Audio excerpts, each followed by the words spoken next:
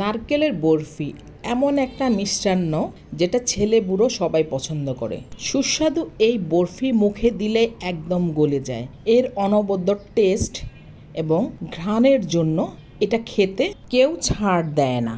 এমন মজার মিষ্টান্ন হলে আর কি লাগে। তাই নারকেল, চিনি আর ঘি দিয়ে ঘরেই বানিয়ে ফেললাম এই মজার নাস্তাটি। নারকেলের এই বরফি বানানোর জন্য নারকেল আর চিনি লাগছে। একটা প্যান বসিয়ে দিয়েছি চুলায়, দিয়ে দিচ্ছি 1 টেবিল চামচ ঘি।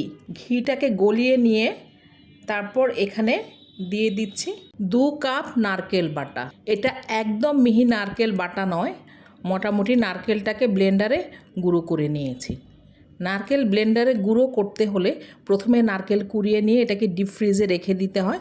তারপর শক্ত বরফ হয়ে গেলে ব্লেন্ডারে দিলে এটা একদম পাউডারের মতো গুঁড়ো হয়ে যায়।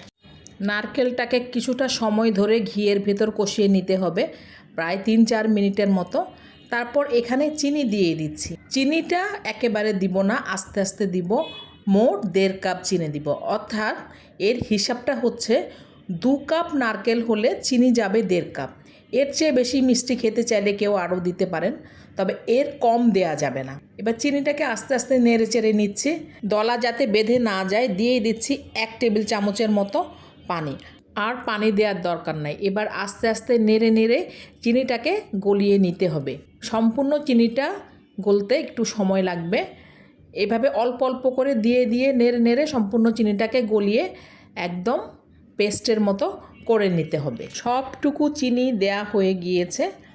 এবার ভালো করে নাড়তে হবে, অনেক পানিও বের হয়ে গিয়েছে। আস্তে আস্তে নেড়ে নেড়ে পানিটাকে কমিয়ে নিতে হবে। নাড়া বন্ধ করলে কিন্তু তলা দিয়ে পুড়ে যাবে এবং তখন বরফির কালারটা আর সাদা হবে না। দিয়ে দিচ্ছি 1/2 চা চামচ এলাচের পাউডার। ভালো করে নেড়ে মিশিয়ে দিচ্ছি। আগুনটাকে মিডিয়াম হিটে রেখেই এই নারকেল বাটাকে টানিয়ে নিতে হবে। অনেকটুকুই কমে এসেছে। এবার আধা কাপ পাউডার দুধ দিয়ে দিচ্ছি। এবার আস্তে আস্তে এই দুধকেও ভালোভাবে নারকেল বাটার সাথে মিশিয়ে ফেলতে হবে। দুধ দেওয়াতে নারকেলের কালারটা আরও সাদা হয়ে গিয়েছে এবং এটা খেতে অসম্ভব টেস্টি হবে। নারকেলটা প্রায় একদম হয়ে গিয়েছে, আর কোনো পানিও নেই এবং এটা কড়াইয়ের গা ছেড়ে ছেড়ে আসছে, দেখতেই দেখা যাচ্ছে। এটা এখন বরফি বানানোর জন্য একেবারে পারফেক্ট হয়ে গিয়েছে। চুলার জালটা বন্ধ করে দিয়েছি আর একটা প্লেট নিয়েছি। এই প্লেটেই বরফিটা বানাবো। প্লেটে ভালো করে একটু ঘি মাখিয়ে নিয়েছি আর একটা স্প্যাচুলা নিয়েছি। স্প্যাচুলার তো চারিদিকে ঘি লাগিয়ে নিয়েছি। এবার নারকেলটা গরম গরম প্লেটে ঢেলে নিচ্ছি, তারপর স্প্যাচুলা দিয়ে চেপে চেপে সমান করে নিচ্ছি। যার যেমন পছন্দ সে তেমনই পাতলা করে নেবে। বেশি মোটা রাখারও দরকার নয়, বেশি পাতলা রাখারও দরকার নয়। একদম পাতলা করলে আবার এটা কেটে উঠানোর সময় ভেঙে যাবে। এবার কিছুটা সময়ের জন্য এটাকে রেখে দিচ্ছি যাতে গরম ভাবটা কমে যেয়ে কিছুটা শক্ত হয়ে আসে। তারপর এটাকে ছুরি দিয়ে কেটে নিব।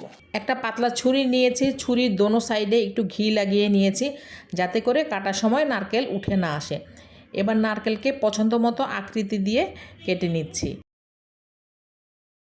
লম্বালম্বি করে। তারপর চেষ্টা করে বরফি আকারে নারকেলগুলোকে কেটে নিয়েছি।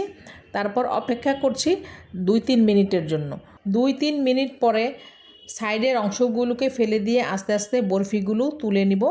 তারপর বরফির ধারগুলো একটু চেপে চেপে বসিয়ে দিতে হবে যাতে অনেকটা মসৃণ হয়ে যায়। এভাবে সবগুলো বরফি তুলে নিয়েছি। তুলে নিয়েও কিছুটা সময় রেখে দিতে হবে শক্ত হওয়ার জন্য। শক্ত হয়ে আসতে কিছুটা সময় লাগবে। এভাবেই আধা ঘন্টার মতো বরফিগুলো রেখে দিয়েছি বাতাসে। বরফিগুলো যখন শক্ত হয়ে গিয়েছে এগুলোর কালারও চেঞ্জ হয়ে গিয়েছে, অর্থাৎ এগুলো আরও সাদা হয়ে গিয়েছে। এই বরফিটা খেতে খুবই সুস্বাদু আর বানানোও খুব একটা কষ্টও নেই আর ঝামেলাও নেই। তাই সহজে এটা বানিয়ে সংরক্ষণ করে রাখতে পারবেন প্রায় 10-15 দিনের মতো। ভালো রাখতে চাইলে মুড়ি ভর্তি বক্সে বা টিনে বরফিগুলোকে রেখে দিতে পারেন, তাহলে বরফির যে ময়েশ্চার বের হবে সেটা মুড়ি টেনে নেবে আর বরফিটা ভালো থাকবে।